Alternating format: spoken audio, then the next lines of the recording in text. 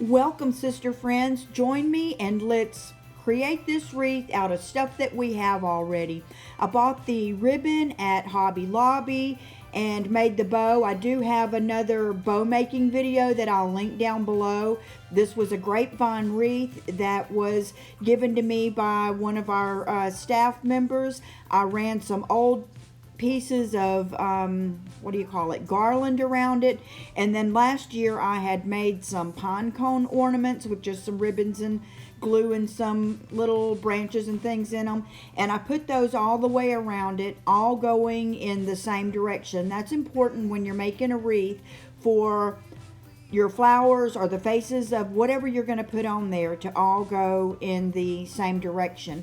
I wanted this one to be a little off center, so I'm trying right now to see where I want this wood cutout to go, and I left a space about probably 10 inches wide for the bow to go to, and I wanted this to be, I didn't want the bow to be centered on the top, I wanted it to be off center a little bit. I got all of the wood cutouts that you see here at the Dollar Tree, and they were really cute and really just as well made as the ones that you get at the bigger stores, and I painted those with Dixie Belle paint. If you want to see that, I'll put a link below to the Facebook Live where I painted those. I used Caviar, Evergreen, Honky Tonk Red, and Fluff, and a little bit of gold gilding wax.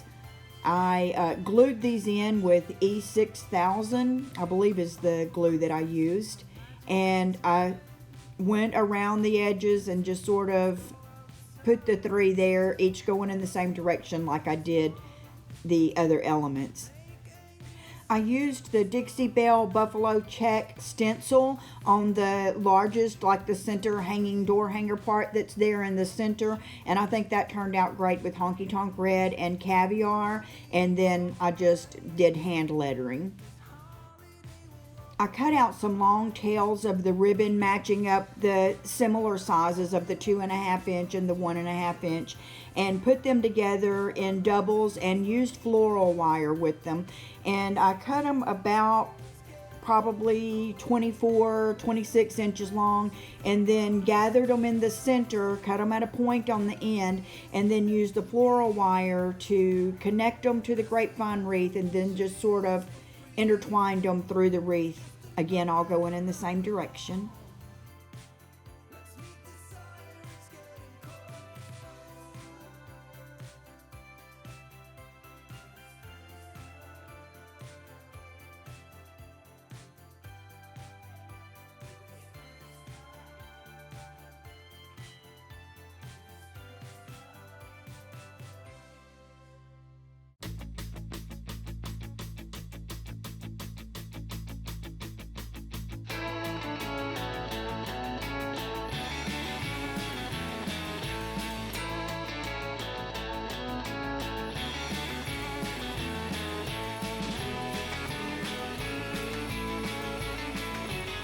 Sorry about my big old head being in the way. This is a one-man show here.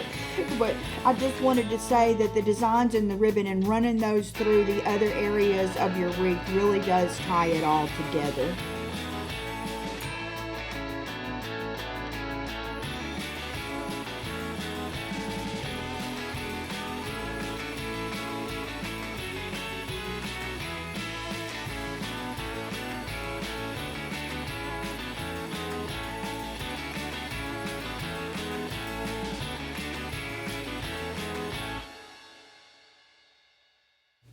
Here I'm creating a small bow to go diagonal from the bottom, or on the bottom, diagonal from the big bow on top, just to have another landing place for your eye to rest. If you look carefully, I'm putting the faces to the ribbon up and deciding how long I want each side to be, each loop to be, and putting that, twisting that on the bottom to where the top side goes up again. Then I bring it to make the loops on one side, bring it around, twist it underneath, exactly underneath where the last twist was, and then bringing it back over to where the pretty side's up and doing it again. and I cut the tails pretty long here, and I'll usually double those up by bringing it under where I've twisted at before I put the wire in to hold it, and that'll give me extra tails on bottom.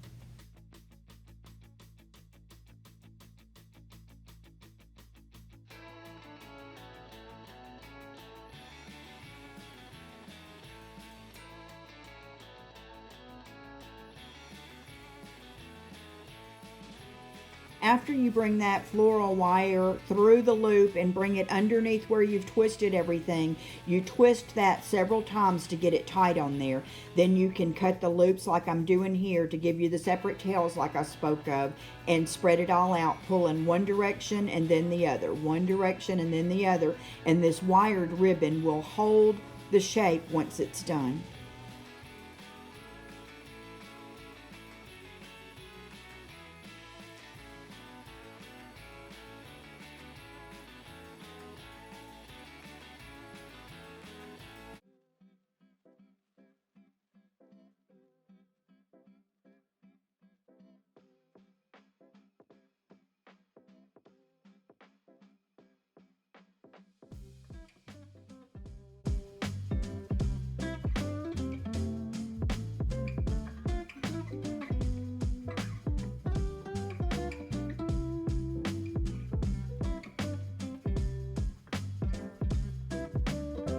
The floral wire comes in a multitude of thicknesses from 12 gauge to 24 gauge. The smaller the number, like the 12 gauge, is a thicker wire than the 24 gauge. It always seemed backwards to me, but that's the way that it is.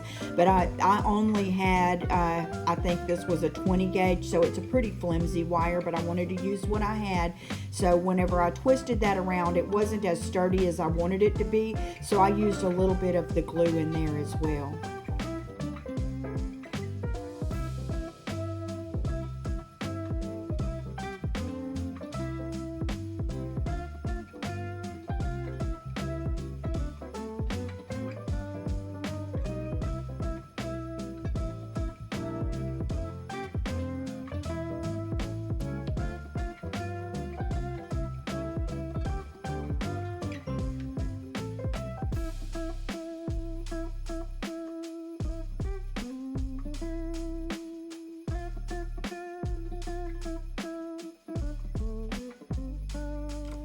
I hope you're enjoying this wreath design tutorial. I would love for you to send me a picture of your wreath or your other project on my social channels. You can find me on Facebook, Sisterhood of the Traveling Brush, at Art by Terri Stovall, or shoot me an email at terri@sisterhoodofthetravelingbrush.com. Make sure and leave me a note in the comments and let me know what's your favorite Christmas story ever. What's your favorite something about Christmas? I would love to hear about it. I'm glad you're here. I appreciate you. Please subscribe and check out the bow making and the painting videos.